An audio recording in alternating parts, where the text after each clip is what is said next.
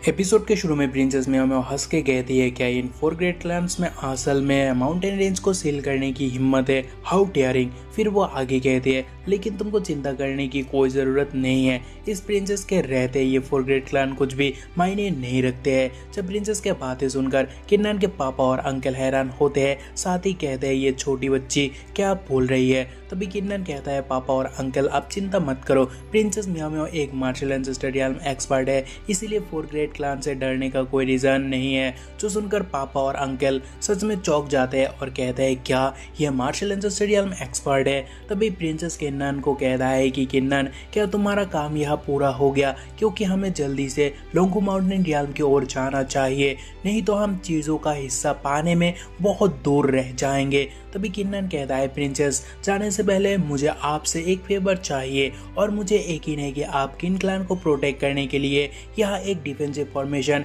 Prepare कर सकोगे। और फिर किन्नन सोचता है, लोंगू माउंटेन रेंज में हुई घटनाओं ने 4 ग्रेट क्लैन को कॉज करने के लिए पारित किया है। सो अगर कुछ भी हो जाए तो किन क्लैन का ताकत उनके सामने टिक नहीं पाएगा, क्योंकि मैं पूरा टाइम किन क्लैन को प्रोटेक्ट करने के लिए यहाँ नहीं रहूँगा। इसलिए इस बार आगे बढ़ने का सबसे अच्छा तरीका है डिफेंसिव फॉर्मेशन बनाना, जो क्लैन को प्रोटेक्ट की गारंटी दे सकेगी। और तभी प्रिंसेस कहती है, ठीक है, हालांकि हम लोग लोंगू माउंटेन रेंज में एंट्री करेंगे तो तुमको मेरे लिए वह और भी मिशन करना होगा। तभी किन्नन चिढ़ जाता है और कहता है, मैं कितना भी गरीब क्यों ना हो जाऊं, तुम मुझसे चीज़ें छीनते ही जाओगे। तभी प्रिंसेस की वही इमोशनल डैमेज और धमकी शुरू होते हैं और किन्नन बेचारा कुछ भी नहीं कर सकता है। और तभी किन्नन कहता है कि ठीक है, मैं प्रॉमिस करता हूँ कि मैं वही करूँगा जो आप कहोगी। जब प्रिंसेस गुड कहती है और फिर सभी बाहर आते हैं, जहाँ पर princess Miao shatter the fabricated indigenous of इमेसरेबल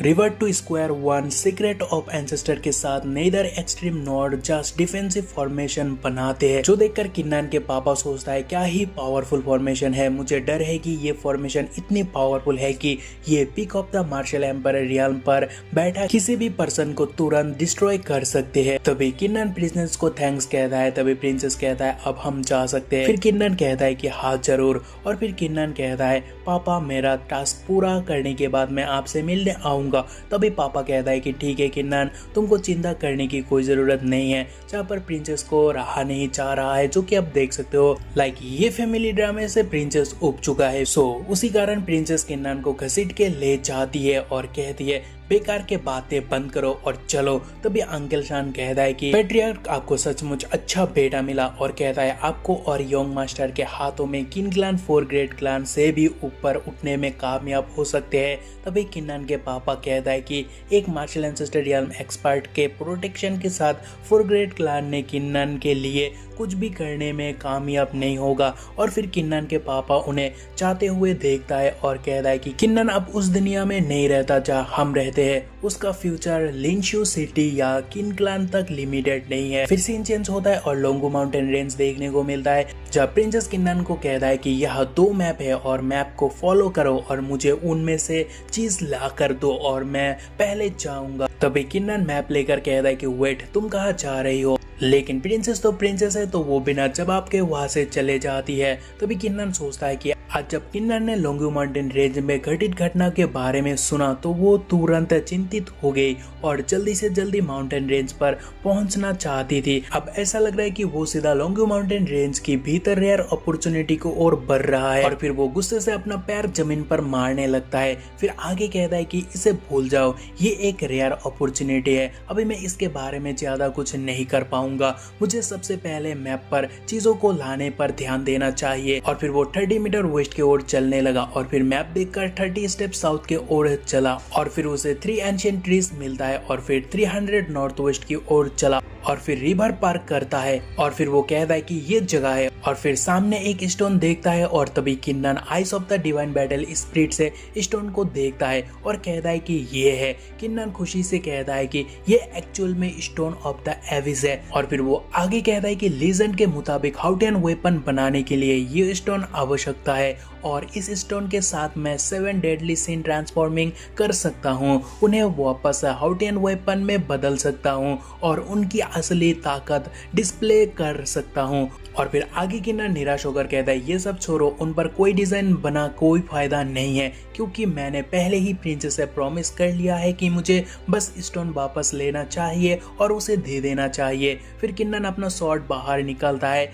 और एक स्लैश मारता है और स्टोन के ऊपर, जिसे स्टोन 2 टुकड़ों में बांट गया, और फिर वो ट्रेजर को बाहर निकालता है और किन्नन पकड़ने के लिए जाम करता है और पकड़ने वाला ही होता है। तभी स्टोन दूर जाने लगते हैं। तभी किन्नन कहता है कि स्टोन ऑफ एबेस से एक्सपेक्टेड की जाती है actually possess a certain level of intelligence. फिर किन्नन मिस्टिकल 8 स्टेप्स यूज करता है और स्टोन को पकड़ लेता है और कहता है कि मिशन अकम्प्लिश्ड, अब नेक्स्ट काम शुरू करता हूँ। तभी किन्नन पीछे एक आइस एट्रीब्यूट का कुछ देखता है, जहाँ वो पीछे देखता है, लेकिन साथ ही वो पीछे एक बीस्ट को भी देखता है, जो देखकर किन्नन डर जाता है और ये क्या कहता है। और तभी इंसेक्ट बीस्ट अटैक भी कर देता है, जहाँ किन्नन डॉज करते हैं और कहता है आइस आर्मर्ड एंशिएंट इंसेक्ट, जो guardian beast of stone Abyss है। तभी किन्नन स्वॉर्ड बाहर करके कहता है कि एक 3rd लेयर का शियंटियन रियल्म का बीस्ट मुझ पर हमला करने की हिम्मत करता है और ये तो बस मौत का दावत देने जैसा है। और फिर किन्नन बीस्ट को स्वॉर्ड से अटैक करता है,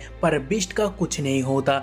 तभी किन्नन कहता है क्या ही पावरफुल डिफेंस, एक्चुअली में वो बिना किसी चोट के सीधा हमले का सामना किया, जहां बीस्ट आगे बढ़ने लगता है। तभी किन्नन कहता है कि क्या तुम्हें लगता है कि तुम मुझसे लड़ सकते हो? तुमने मुझे सक्सेसफुली गुस्सा कर दिया है अभी तो, भले ही तुम्हारा डिफेंसिव इससे भी स्ट्रॉन्ग हो, फिर भी तुम्हारा लाइफ का आखिरी दिन होगा आज। और शॉर्ट से वो अटैक करता है और कहता है ये फाइनली मर चुका है और इसके थिक टॉर्टोरस शेल लाइक डिफेंस इससे निपटना सरप्राइजिंगली उतना डिफिकल्ट नहीं है। लेकिन क्या आइस आर्मर्ड एंशिएंट इंसेक्ट आमतौर पर ग्रुप में आते हैं और फिर सिर्फ एक ही क्यों था? हालांकि मैं बहुत लकी हूँ कि उनमें से सिर्फ एक ही था। अगर 100 होता तो मेरे पास भागने के अलावा और कोई विकल्प नहीं होता। और फिर वो आगे कहता है कि ये आइस आर्मर्ड एंशिएंट इंसेक्ट भी बहुत अच्छा है, मुझे इसे बर्बाद नहीं होने देना चाहिए। तभी आइस आर्मर्ड एंशिएंट इंसेक्ट का झुंड वहां आता है। तभी किन्नन का फटकेचार होता है और वो तुरंत भागने लगता है